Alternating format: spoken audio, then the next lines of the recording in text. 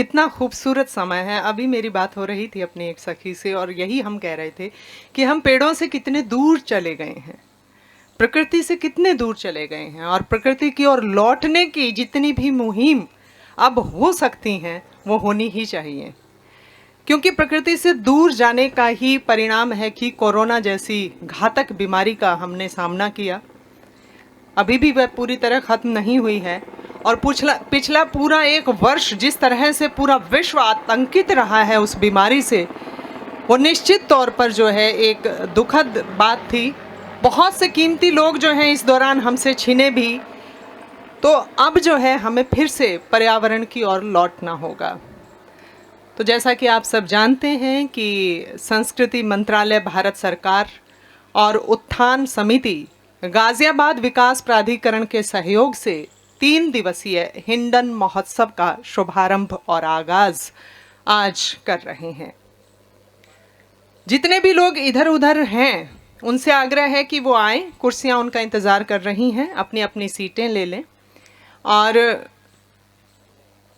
पेड़ों की छाया के तले इस आयोजन का होना हमें बहुत बहुत पीछे कहीं स्मृतियों में ले जाता है, जब हम वास्तव में प्रकृति से जुड़े थे, जब हम वास्तव में प्रकृति को सहेज करके रखते थे।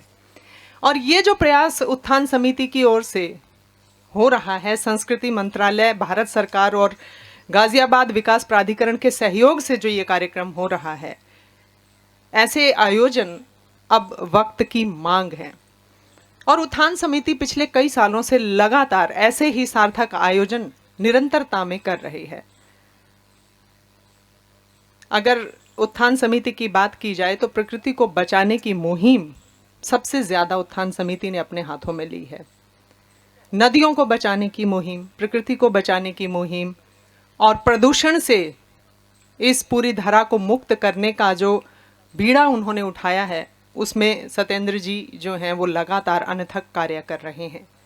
सत्येंद्र जी जो कि पेशे से श्रम कानून सलाहकार हैं और विभिन्न कंपनी और कारखानों को सलाह देने का कार्य करते हैं, और भारत सरकार की तरफ से वो प्रतिनिधि मंडल जो चीन गया था उसमें भी बतौर पर्यावरणविद इनको शामिल किया गया था, और वहाँ पर कई यूनिवर्सिटी और कॉलेजों में इन्होंने व्याख्यान दिया और पर्यावरण पर कार्य किस तरह से होना चाहिए और कितना हो रहा है उस पर उन्होंने विशद चर्चा वहाँ पर की थी।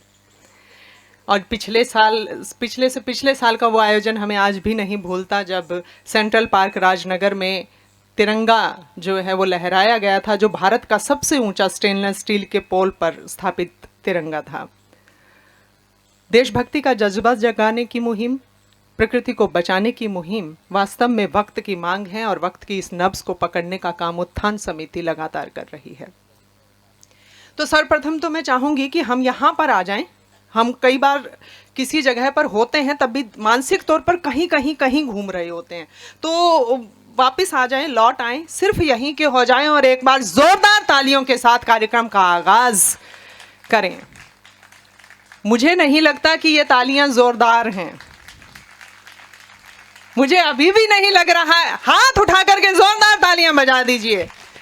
लगना चाहिए कि गाजियाबाद की सरजमी पर यह कार्यक्रम हो रहा है और हम सब यहाँ पर एकत्र हैं अपनी पूरी ऊर्जा के साथ। जितनी ऊर्जा के साथ प्रकृति अपना तमाम वैभव हम पर लुटाती है ना, उतनी ही ऊर्जा के साथ आज प्रकृति को धन्यवाद करना है यहाँ पर बैठ करके अपनी करतल ध्वनि से। और अपना ये आहुति है, असल में आज यहाँ पर हमारी उपस्थिति इस पावन यज्ञ में एक आहुति है कि हाँ, हम चाहते हैं कि प्रकृति संरक्षित हो, हम बचाना चाहते हैं प्रकृति को। तो आप सब जो हैं वो लोग हैं, वो सजग व्यक्तित्व हैं जो वास्तव में इस धरा को बचाना चाहते हैं। बहुत बहुत खैर मकदम है, स्वागत है, अभिनंदन है आप सभी का एक बार फिर से। और मुझे किसी भी आयोजन का आगाज़ करते हुए आदरणीय दीक्षित दनकोरी साहब की वो पंक्तियां याद आ जाती हैं कि खुलूसो मोहब्बत की खुशबू से तर है, खुलूसो मोहब्बत की खुशबू से तर है, चले आइए ये अदीबों का घर है। तो ये अदीबों की महफिल है, आप सब यहाँ पर बैठे हैं, सुधी जन हैं, तो आप सबकी उपस्थिति बहुत मायने रखती है। और बच्चे हैं, बच्चों में अपार ऊर्जा होती है। बच्चों एक बार दिखाना तालियां कैसे बजाते हैं, क्या बात है। किसी शायर ने कहा है कि तालियां वो नहीं बजाते जिन्हें खुशी या गम होता है। ध्यान दीजिएगा, आपको चुनौती दे रही हूं कि तालियां वो नहीं बजाते जिन्हें खुशी या गम होता है, तालियां वो बजाते हैं जिनकी बाजुओं में दम होता है। अब देख लीजिए आप अपनी बाजुओं में दम रखते हैं या नहीं रखते हैं। क्या बात है। तो इस 3 दिवसीय हिंडन महोत्सव का आगाज आज यहाँ पर हो रहा है। हम अपनी इस धरा पर उपस्थित हैं, हिंडन नदी के किनारे बसे इस क्षेत्र पर हम यहाँ पर आज एकत्र हैं। और पिछले कुछ वर्षों में हमने हिंडन में जिस तरह से परिवर्तन होते हुए देखे हैं वो वाकई दुखद हैं। नदियों का इस तरह से दूषित हो जाना वो हमारी कमी है, हमारी खामी है। तो उत्थान समिति का ये जो जज्बा है कि फिर से एक मुहिम चलाई जाए कि नदियों की पवित्रता फिर से उन्हें लौटाई जाए, फिर से साफ स्वच्छ नदियां हमारी कल कल करती हुई बहें, फिर से तमाम वृक्ष जो हैं वो अपनी पूरी हरियाली के साथ हम सभी के साथ हों, ताकि हम भी उतनी ही ऑक्सीजन जो है पर्याप्त मात्रा में पा सकें, हम भी स्वच्छ और साफ वातावरण पा सकें। और मैं जब भी सत्येंद्र जी के इस उत्साह को देखती हूँ तो मुझे किन्हीं शायर की ये पंक्तियाँ याद आ जाती हैं कि जब भी हमने पंख खोले हैं उड़ानों के लिए, जब भी हमने पंख खोले हैं उड़ानों के लिए, एक चुनौती बन गए हैं आसमानों के लिए। तो वाकई सत्येंद्र जी में वो जज्बा है, वो सोच है, और मैं उनके इस प्रयास को नमन करती हूँ। और बहुत ही आदर के साथ, मान के साथ मैं आमंत्रण देना चाहूँगी हमारे बीच में आदरणीय श्री कृष्णबीर सिंह सिरोही जी हैं, जो कि पूर्व विधायक हैं गढ़मुक्तेश्वर जी के, और बहुत ही प्यारी शख्सियत है उनकी। उनका आशीर्वाद हम सबको निरंतरता में मिलता रहता है। साथ में हमारे बीच में आज जो है ये गणमान्य व्यक्तित्व हैं हमारे। आज के कार्यक्रम का आतिथ्य जिनके हाथों में है आदरणीय श्री ए के चौधरी जी, जो कि उद्यान अधिकारी हैं GDA के, उनका भी हार्दिक अभिनंदन है। अतिथियों का स्वागत जोरदार तालियों से करते रहें आप।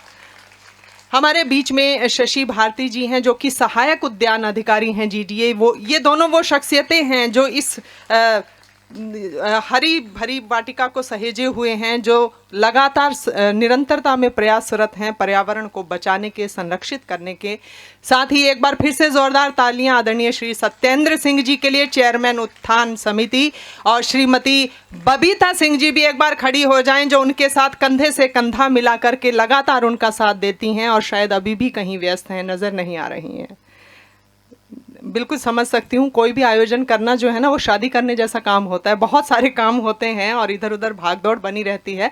तो मैं बहुत ही आदर के साथ, मान के साथ मंच पर आमंत्रण देना चाहूँगी आप सभी गणमान्य व्यक्तित्वों को। आदरणीय श्री कृष्णबीर सिंह सिरोही जी, आदरणीय श्री A.K. चौधरी जी, आदरणीय श्री शशि भारती जी, आदरणीय श्री सत्येंद्र सिंह जी और श्रीमती बबीता जी, कि आप मंच पर आएँ और माँ शारदे को पुष्प अर्पित करें। और आप सब जो है अपना साथ और सहयोग कैसे दे सकते हैं आप सब जानते हैं। तालियां बजा करके आप अपना सहयोग करें, अपना साथ दें। और हमारे इस कार्यक्रम में बांसुरी वादन जो है उसकी भी व्यवस्था है। बहुत ही प्यारी स्वर लहरियां, बहुत देर से हम उनका आनंद भी ले रहे थे।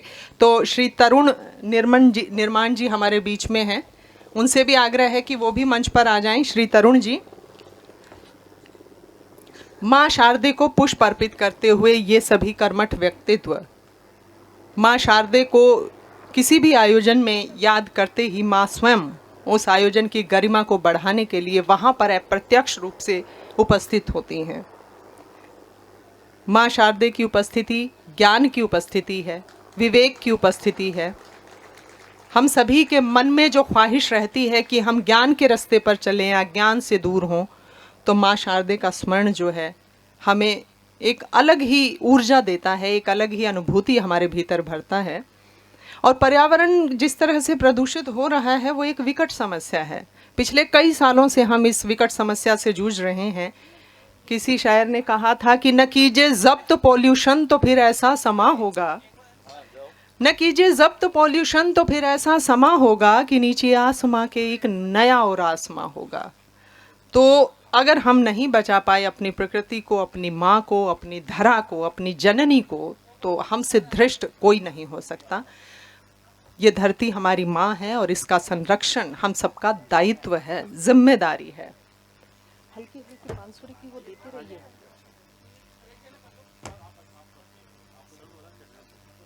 अच्छा। और फोटोग्राफी का विशेष ध्यान रखिएगा, हमारे फोटोग्राफर महोदय बहुत ही खूबसूरत तस्वीरें लेते हैं।